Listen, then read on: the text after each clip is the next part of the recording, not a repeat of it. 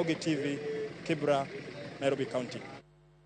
Jokanye sekta mar somo e kaunti ma Migori dwaro mondo omenda ma piny owacho oketone japuonjre ka japuonjre sikunde mag sekondar omedi, ka giwacho ni omenda ma ichiwo sani tin e seche ma ngima to koro medo mana idho. Jafwambo marwa jojumo ne giler koya e kaunti ma Migori. Wacho ka okalo kuom migawo mar somo e pacho kae chiwo omenda maromo gana 22 ne japuonjre ka japuonjre mantie e sikunde mag sekondar e pacho kae. En omenda ma jokanye sekta mar somo wacho ni sani tin kendo ok nyal tayo sikunde makare e kindeni ma nengogi momedore. Pesa ni obed ni okete malo kwa siling 22 maybe to siling 30. Koro wakwayo sirkal mondo chore nikech bech simiti odhi malo, bech ringo odhi malo, bech sukari odhi, bech mafuta odhi malo. Omiyo wakwayo ni mondo pesa no time kendo chiwe mang'eny yo makare ma jo principals nyalo bedogo mondo mi gipang kaka ginyalo run schools. Jotend sikunde wacho ni gintiere kod pek e tayo sikunde nikech nok mar omenda. Gima principal thothne timo en ni giwuoyo mana gi suppliers, jok mamiyowa gik moko ni kuyie to miwa ni wabro chulo gi bang'e. To nitiere schools moko ma suppliers sechegi osedagi ni ok nyal chiwo pesa, ok nyal chiwo goods because poko chulgi pesa ma school owinjore miyegi. Ywak ma jotend sikunde bire kindeno ma jonyuol bende koro ywago medruok mar nengo mar somo.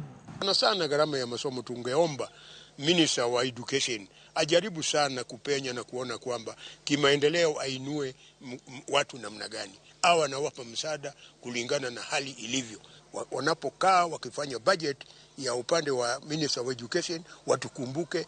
Jobun Masona West Peter Masara moriko ni wuoyo e kinde manore kuno chiwo omenda no mar basari omenda maromo $30 ne jopuonje maromo 4,000. Wach ni ber ko omenda piny owacho keto e wi japuonjre ka japuonjre kori medo. Masona West ka oyudo pesa siling 10,000 wasechiwe sani to kendo wadhi chiwe dwe mar 5 gi dwe mar 9. Kuom $30 mo release kawuono 15 odong' e Sona West ka. Ma dhi konyo principal mondo mi gichul jotich, gichul suppliers.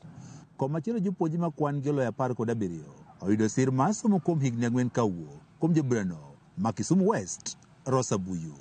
Jopuonje gi moyudo sir e bwo chenrono mar somo tisi kaka gifted and lifted gin mago mawuok e familia monego gini piny. We have 10 vulnerable, total, partial orphan with us here today. 5 boys and 5 girls, 2 from each of our wards. Tawanagi makoro wakwayo wu. Eni nyaka udhi uso. Kamiti manochwe kod jatend piny Kenya mondo ng'i lokruok e sekta mar somo e lipot margi ne wacho ni omenda masani piny owacho chiwo ne japuonje ka japuonje sikunde mag sekondar koro nego medi kod siling 280 mondo koro chope omenda 22,527. George Juma, Ramogi TV.